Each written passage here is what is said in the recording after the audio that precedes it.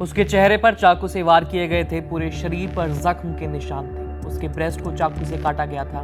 Private part पर भी कई बार चाकू से वार किया गया था। उसकी बॉडी तालाब में तैरती हुई थी। ये सब हुआ एक 14 साल की बच्ची के साथ। घटना बिहार के मुजफ्फरपुर की है। आरोप है कि गांव के ही एक रसूखदार व्यक्ति ने 14 साल की इस बच्ची के साथ पहले रेप किया और फिर उसे बर्बरता के साथ उसे मार दिया।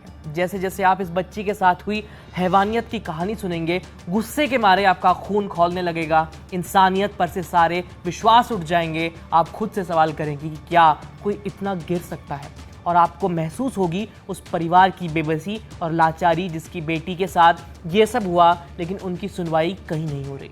कोलकाता में 9 अगस्त को ट्रेनी डॉक्टर के साथ जो कुछ हुआ उससे पूरे देश में गुस्सा है।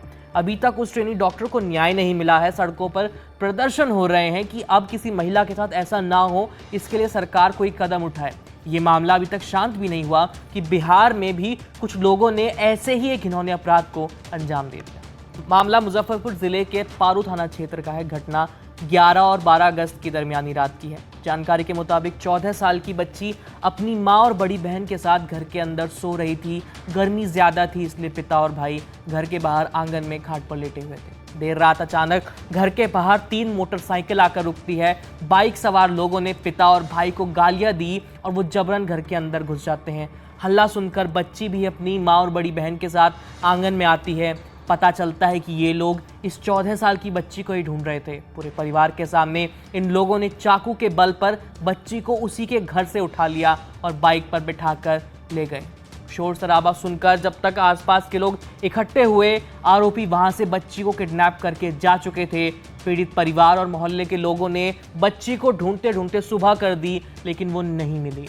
फिर खबर आई कि बच्ची का शव गाँव के बाहर पोखर में तैर रहा है। परिजन जब वहां पहुंचे तो उन्होंने जिस हाल में अपनी बच्ची को देखा, वो दहाड़े मारकर रोने लगे।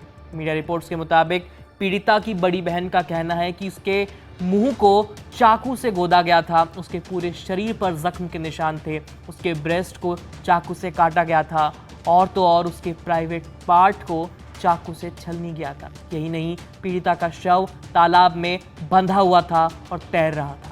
इस घिनौनी हरकत को अंजाम देने का आरोप गांव के ही एक संजय राय पर लगा है। आरोप है कि संजय राय और उसके 5 साथियों ने इस अपराध को अंजाम दिया। यही नहीं, पुलिस को आशंका है कि इस बच्ची के साथ गैंग रेप हाल है, लेकिन आरोपी संजय राय पुलिस की पहुंच से बाहर है। अभी तक पुलिस ने सिर्फ संजय राय के एक ही साथी को गिरफ्तार किया है। अब सवाल यह है कि आखिर संजय ने ऐसा किया क्यों? एक 14 साल की बच्ची से उसे कैसी दुश्मनी थी? इस बारे में पीड़िता का परिवार का कहना है कि आरोपी संजय एक अधेड़ व्यक्ति है। उसकी उम्र 41 साल है। वो शादीशुदा है और 3 बच्चों का बाप भी है, 2 बेटे और 1 बेटी। उसका प्रॉपर्टी का अच्छा काम है। गांव के लोग खेतों की जुताई के लिए उससे ट्रैक्टर किराए पर लेते हैं।